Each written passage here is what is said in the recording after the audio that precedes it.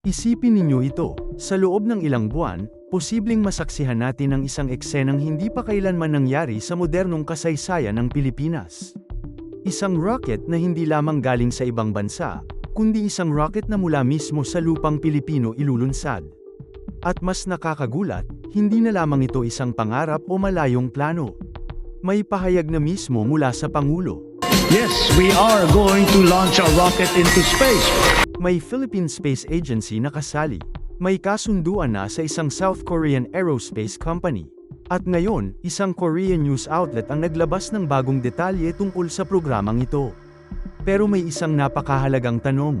Ano ba talaga ang ilulunsad ng Pilipinas sa 2027? Ang Blue Whale 1 ba? Isang satellite carrier rocket ba? At ang pinakamahalaga, talaga bang malapit na tayong magkaroon ng sariling kakayahang maglunsad papunta sa kalawakan? Dahil kapag sinabi nating Philippine Rocket Launch, madaling isipin na parang magkakaroon na agad ang Pilipinas ng sariling katumbas ng Falcon 9. Pero ang totoong nangyayari ay mas maliit kaysa roon. At sa parehong panahon, mas mahalaga rin kaysa sa inaakala ng marami. At dito natin makikita kung bakit napakahalaga ng Cagayan launch. Noong July 27, sa kanyang State of the Nation address, malinaw na binanggit ni Pangulong Ferdinand Marcos Jr. na nakatakda ang isang sounding rocket launch sa Cagayan sa 2027. Ayon mismo sa Philippine Space Agency, ito ang magiging unang liquid-fueled sounding rocket launch mula sa lupang Pilipino. At hindi lamang ito tungkol sa pagpapalipad ng rocket. Ang tunay na layunin ay mas malalim. Ito ay pagsubok kung kaya ng Pilipinas na magkaroon ng sariling launch capability, makapagsanay ng mga Pilipinong engineer sa rocket operations, at unti-unting may handa ang bansa para sa isang tunay na Philippine spaceport. Kaya kung tatanungin natin, totoo ba na maglulunsad ang Pilipinas ng rocket sa 2027? Ang sagot ay, oo, at mas seryoso na ang proyekto kaysa sa simpleng pangako lamang. Pero kailangan nating linawin kung anong rocket ang tinutukoy. Dito naging interesante ang bagong ulat mula sa South Korea. Noong August 6, iniulat ng Money Today na ang South Korean aerospace company na Pergy Aerospace ay lumagda na ng kontrata kasama ang Philippine Space Agency para sa ikalawang yugto ng kanilang Sounding Rocket Cooperation Program. At ayon sa ulat, layunin ng programang ito ang unang test launch ng isang sounding rocket mula sa teritoryo ng Pilipinas. Pero pansinin natin ang pangalan. Hindi ito ang Blue Whale 1. Ang gagamitin para sa training at test program ay ang Blue Whale 0.1 o BW0.1. At napakahalaga ng pagkakaibang ito, dahil ang Blue Whale 1 ay isang mas malaking rocket na develop ng Pergy Aerospace. Samantalang ang Blue Whale 0.1 ay isang sounding rocket na ginagamit para sa pagsubok at pagsasanay. Ayon sa Korean report, ang Blue Whale 0.1 ay gumagamit ng liquid oxygen at ethanol bilang propellant at nakapagsigawa na ng 3 test launch sa Jeju Island mula 2021 hanggang 2022. Kaya kung may makikita kayong headline na nagsasabing, Philippines to launch Blue Whale 1 in Cagayan in 2027. Kailangan nating maging maingat, mas eksaktong sabihin na, ang Pilipinas ay naghahanda para sa unang liquid-fueled sounding rocket test launch nito mula sa Cagayan, katuwang ang Pergy Aerospace, gamit ang kanilang sounding rocket technology. At ang kasalukuyang Korean report ay tumutukoy sa Blue Whale 0.1 bilang rocket na gagamitin sa training at test program. Pero bakit mahalaga ang sounding rocket kung maliit lamang ito? Dahil sa rocket development, hindi pwedeng tumalon agad mula zero papunta sa orbital launch. Kailangan munang matutunan ang buong proseso. Paano ihahanda ang rocket? Paano ito i-integrate? Paano susubukan ang propulsion system? Paano susundin ang launch procedures? Paano mamamahala ng range safety? Paano makikipag-ugnayan sa aviation authorities?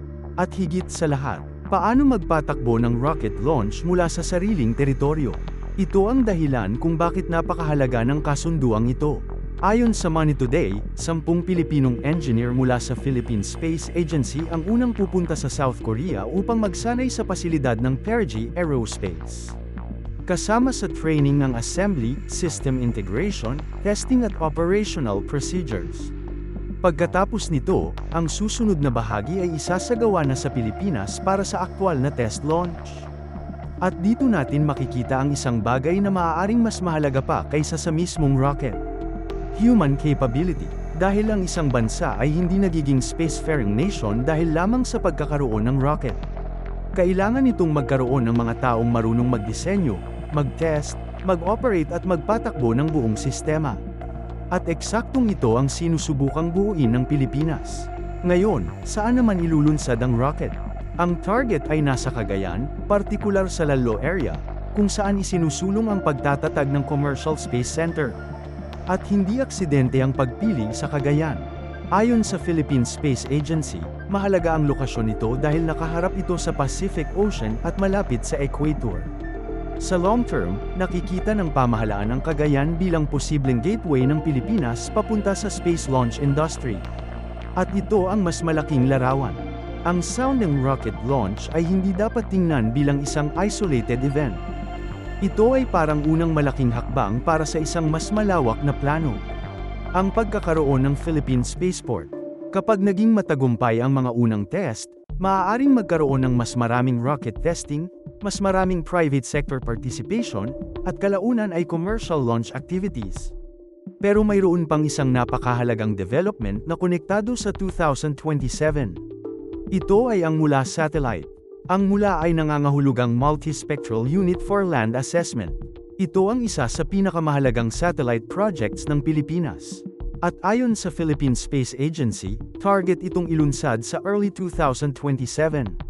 Sa isang naunang opisyal na update, tinukoy ang April 2027 bilang posibleng launch period, sakay ng SpaceX Transporter 20 mission. At dito kailangang maging malinaw. Ang Mula satellite launch at ang Cagayan sounding rocket launch ay dalawang magkaibang bagay. Hindi ibig sabihin na ang Mula satellite ay ilalagay sa orbit gamit ang rocket na ilulunsad mula sa Cagayan. Ang Mula ay isang orbital satellite mission, samantalang ang Cagayan launch ay isang sounding rocket test. Magkaiba ang kanilang layunin, magkaiba ang rocket, at magkaiba ang uri ng mission. Pero pareho silang bahagi ng mas malaking direksyon ng Pilipinas patungo sa mas malakas na space capability. Ang Mula mismo ay magiging malaking hakbang. Ayon sa isang Korean report na inilabas nitong August 8, ang satellite ay humigit kumulang 130 kilograms at nakatakdang maging pinakamalaking satellite na ginawa ng mga Pilipino. Mayroon itong imaging capability para sa land at environmental monitoring, pati na rin mga sistema para sa tracking ng mga barko at aircraft. At dito nagiging interesante ang buong development. Sa isang banda, natututo ang Pilipinas gumawa ng mas advanced na satellite.